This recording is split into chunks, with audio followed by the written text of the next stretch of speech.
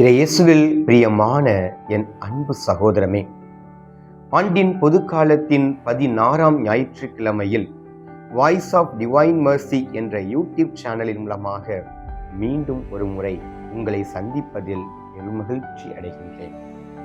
இன்றைய 3 வாசகங்களும் நமக்கு விடுக்கும் செய்தி, ஆண்டவரே, உம்மை தவிர வேறு கடவுள் எங்களுக்கு இல்லை. நீர் கொடுக்கும் உன்னதமான வழி என்பது ஆண்டவரோடு ஐக்கியமாக செயல்படுவதற்குரிய வழி என்பதை இன்றைய முதல் வாசகம். 2வது வாசகம், கடவுளை உம்மை தவிர வேறு எவரும் இல்லை என்று சொல்லும் பொழுது நமக்கு உந்து சக்தியாக இருப்பது தூய ஆவியானவர். ஆக நாம் பேசும் ஒவ்வொரு செயல்களிலும், நாம் சொல்லும் ஒவ்வொரு செயல்களிலும் கடவுள் நம்மோடு தூய ஆவியானவரின் மூலமாக செயல்படுகின்றார் என்பதை வெளிப்படுத்துகின்றது. இன்றைய நற்செய்தியிலே விதைப்பவர் நிலத்தில் விதைக்கின்றார், ஆனால் இரவில் பகைவன் வந்து களைகளை விதைக்கின்றான் என்ற அற்புதமான உவமையை கடவுள் சொல்கின்றார்.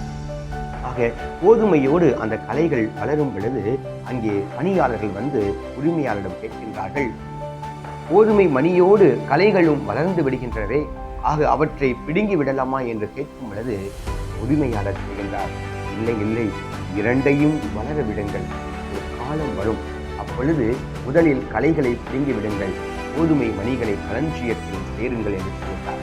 இதனுடைய வெளிப்பாடு என்னவென்றால், கடவுள் நன்மையையும் தீமையையும் வளர வைக்கின்றார்.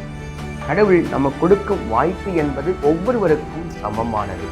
ஆனால் அந்த வாய்ப்பை நாம் முழுமையாக பயன்படுத்தும் பொழுது கோதுமை மணியாக மாறுகின்றோம். ஆனால் வாய்ப்பை ஏனோ தானோ என்று, எனக்கென்ன, நான் ஏன் செய்ய வேண்டும் என்று பிறரோடு ஒப்பிடும் பொழுது அது களைகள் நிறைந்ததாக அங்கே காணப்படுகின்றது. ஆம், இது இயேசுவில் பிரியமானவர்களே, மனிதர்கள் ஒவ்வொருவருமே இறைவனின் சாயலால் படைக்கப்பட்டிருக்கின்றோம் என்ற நம்பிக்கையோடு நமக்கு கொடுக்கும் நற்பண்புகளோடு நற்சான்றுகளோடு வாய்ப்புகளை பயன்படுத்துவதற்காகத்தான் கடவுள் இன்று ஒரு அரிய வாய்ப்பை கொடுக்கின்றார். நாம் கோதுமை மணியாக இருக்கின்றோமா அல்லது களைகளைப் போல இருக்கின்றோமா? சில நேரங்களில் நம் வயல்வெளிகளில் பார்க்கலாம், கோதுமை நல்ல பயிர்களை விட களைகள் வேகமாக வளரும். அதை பார்த்த உடனே நாம் இரண்டிற்கும் ஒரே விதமான உரங்களை தானே போடுகின்றோம், எவ்வாறு களைகள் வேகமாக வளர்கின்றது என்ற ஒரு கேள்வி எழும்பலாம். இது இறைவனின் திட்டம். அது எந்த அளவிற்கு வேகமாக வளர்கின்றதோ அந்த அளவிற்கு அது தூக்கி எறியப்படும். எந்த அளவிற்கு கோதுமை மணியானது மெதுவாக வளர்கின்றதோ அதனுடைய அலட்சியம் அல்ல, அதனுடைய அத்தியாயம் அங்கே அங்கீகரிக்கப்படுகின்றது என்பதை தெளிவுபடுத்துகின்றது. இன்றைய காலச்சூழலில் நாம் மற்றவர்களோடு ஒப்பிடும் பொழுது அவர்கள் எல்லா விதத்திலும் கடவுளுக்கு ஏற்ற பிள்ளைகளாக இல்லை, ஆனால் எல்லாம் கிடைக்கின்றது.